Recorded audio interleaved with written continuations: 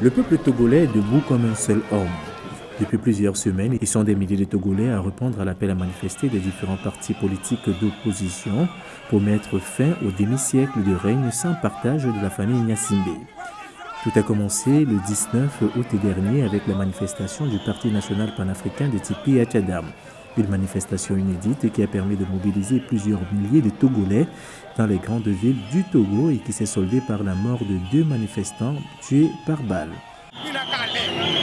Il faut dire quoi, il n'a qu'à partir. Un chef d'État qui ne parle pas là, il n'a qu'à aller. Acculé et menacé par le régime en place, Tipi Achadam, originaire du centre du pays, va tendre la main au chef de file de l'opposition qui va se joindre sans hésiter aux manifestations des 6 et 7 septembre dernier.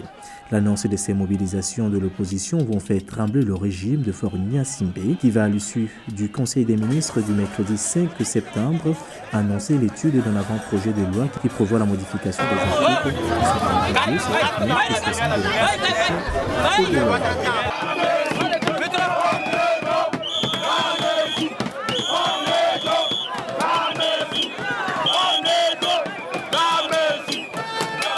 Mais cet effet d'annonce ne va pas entamer la détermination de l'opposition.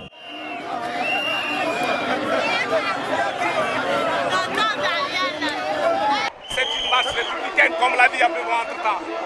Mais on se rend compte que de mémoire d'homme, les Togolais ne sont jamais sortis aussi massivement. Et aujourd'hui, il a son destin en main. C'est à lui de décider. C'est au peuple de décider. Nous sommes seulement des intermédiaires. Il appartient au peuple de décider, il a la force aujourd'hui et la souveraineté est en train de revenir entre ses mains. Alors, véritable dilatoire. C'est du dilatoire. Ils veulent gagner du temps. Voilà. Alors, c'est parce que nous pensons que c'est suffisant qu'on est là. Ça prendra le temps que ça prendra, mais il faut qu'ils acceptent à nos exigences ou alors qu'ils partent. Nous y croyons fermement. Regardez ce monde. Dans quel pays vous avez un tel monde contre soi et on ne dit rien? Le président de la République ne dit rien. Il parle à travers un conseil de ministres oiseux et vaseux. Si la manifestation des 6 s'est déroulée sans incident, celle du 7 va connaître une fin tragique.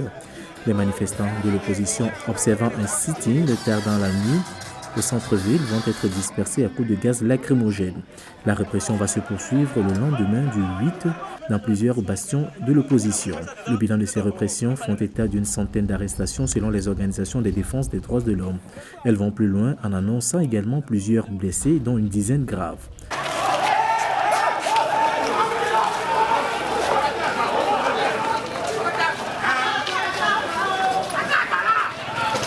Face donc à cette situation, l'opposition décide de changer de stratégie. Elle annonce de nouvelles mobilisations les 20 et 21 septembre prochains sur toute l'étendue du territoire togolais. Vendredi, grand meeting d'explication, de sensibilisation pour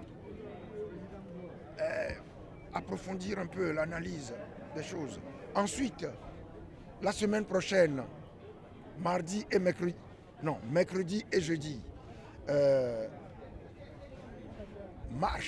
grande marche à laquelle nous invitons les populations plus nombreuses que la semaine dernière. Parce qu'il faut d'abord maintenir le cap de l'exigence du départ du chef de l'État. Ensuite, d'abord même avant ça, protester contre les brutalités, la barbarie qui s'était exercée contre les populations dans la nuit de jeudi dernier et ensuite la journée de vendredi et même samedi dans certains quartiers de Lomé. Mais déjà ce mardi, ils sont allés au Parlement mettre la pression sur les parlementaires du parti au pouvoir pour obtenir l'étude de l'avant-projet de loi qui prévoit la modification des articles 52, 59 et 60 comme annoncé par le gouvernement. Une détermination qui a payé.